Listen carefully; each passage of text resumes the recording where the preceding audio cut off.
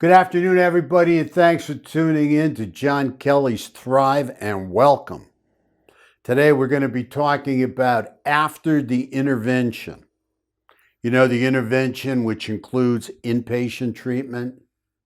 Well, pretty much after a person goes to inpatient, they're left with a treatment plan to follow when they leave. And usually that plan has to do with 90 meetings in 90 days. They should make 90 AA meetings in 90 days or 90 NA meetings in 90 days, okay?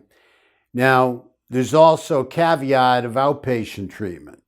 Some people are prescribed to go into an outpatient treatment program, which is just about counseling, or an intensive outpatient program, which is about counseling probably 4 to 5 days a week with urine testing. The most important thing is that when a person comes out of inpatient, is that they focus on not going back to inpatient and they focus on working their recovery program. Easily said, not easily done. Extremely high rate of relapse coming out of inpatient treatment. And the reason for this is because of the triggers. I mean, keep in mind, you're coming out of a protected environment. While you're an inpatient, there's not any drugs. There's not supposed to be. There's not any booze there. There's not supposed to be. Okay? So it's really a protected environment that you're in while you go through your detox and you start to focus on yourself and your recovery process. It's when you come out of inpatient treatment that the real work begins. Because most of the time, you're coming back to your trigger zone. You're coming back to the area where you've copped and used drugs. That means you're going to have a lot of triggers. You're going to have conscious triggers that you're aware of, which usually involve people, places, and things. I mean, revolve around people, places, and things. Usually, that's the way that goes, okay? So you have to try, and you're told in inpatient to stay away from the people, places, or things that can cause you to crave drugs and set you up for a relapse. So these are some triggers that you have to work on in outpatient counseling as well, along with going to your meetings and having a support group. The other problem is, what about the subconscious triggers? What about the triggers that you are not consciously aware of? I'll give you an example. I had a fellow who was in treatment with us for quite a while. He was doing pretty good. He decided to take a trip into New York. On his way into New York, he relapsed. What caused his relapse? We had to go over it. We found out that he looked at the Empire State Building, and the Empire State Building reminded him of a spike of a needle that which he used to inject himself with.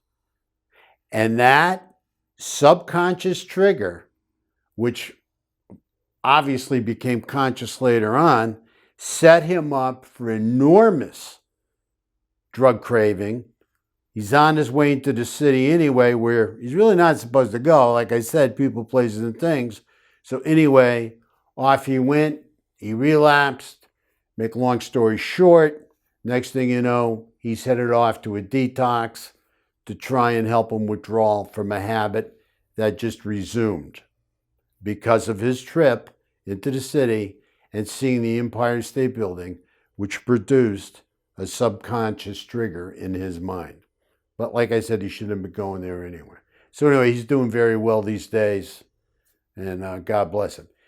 The other thing I want to focus on is a trigger inventory.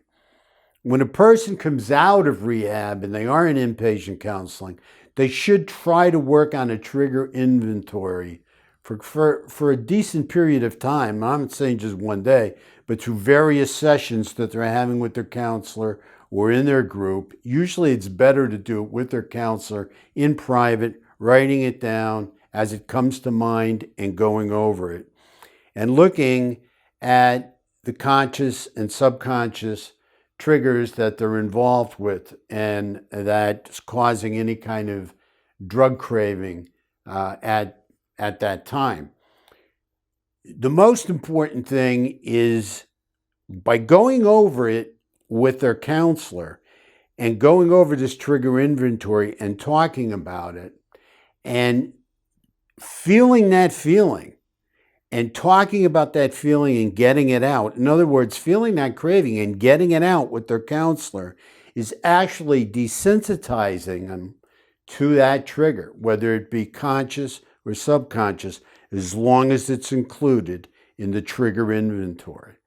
This can promote recovery in a very, very big way and keep a person from going back to rehab. We've had many, many people that have 2 rehabs, 5 rehabs, 6 rehabs. We've had people with 10, 15 rehabs. I even had somebody with 20-some rehabs, okay? This happens. It's all part of the process. The most important thing is don't stop trying. But along with not stopping to recover, the most important thing is focusing on the recovery process and your treatment program, which should include not only inpatient in a protected environment, but following it up in outpatient in your trigger zone, where you live, where you use drugs, where you cop drugs, and desensitizing yourself to these various triggers. Hope that helps. Thank you so much. We really can't thank you enough. Please subscribe. We love your comments. Please give us a lot of info. And something else I just want to tell you that's very, very important for all of you out there that are between hell and hope. And let me explain to you what I mean by hell and hope. During this COVID crisis, we have a lot of people that are stuck in the house and are addicted. And their loved ones are in the house with them. So everybody's in the house. We've got addictive illness going on in the house.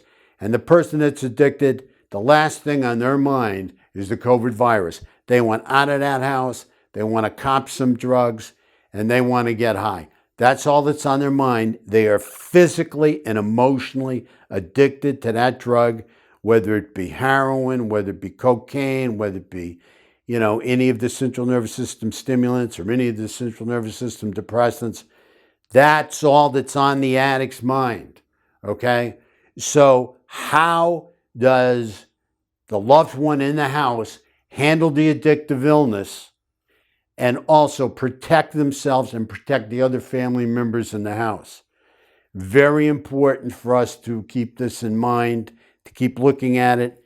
It's a personal situation. Everybody has to figure out how to keep their house in a sanitary situation.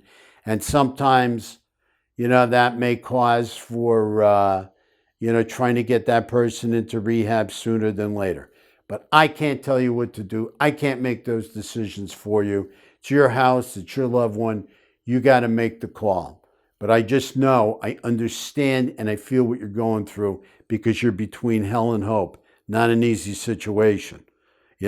He's going out the door. Oh my God, there he goes again. He's going to be around all these people with the compromised immune systems, and they're all going to be using drugs, and he's going to come home with the COVID virus. Okay, I hope he doesn't, but there's a good chance that he is. And what do I do when he comes home? I don't want him to leave. I'm anxious. I'm scared. I'm afraid he might even overdose. He might not come home. But if he does come home, when he does come home, how am I going to deal with him? We would like your feedback. We would like any comments from you guys, any info you have to offer, because we know so many of your families are going through this out there. So many of you are between hell and hope. Please keep us, in mind and let us know what you're doing to deal with this horrific kind of situation. Our hearts go out to you.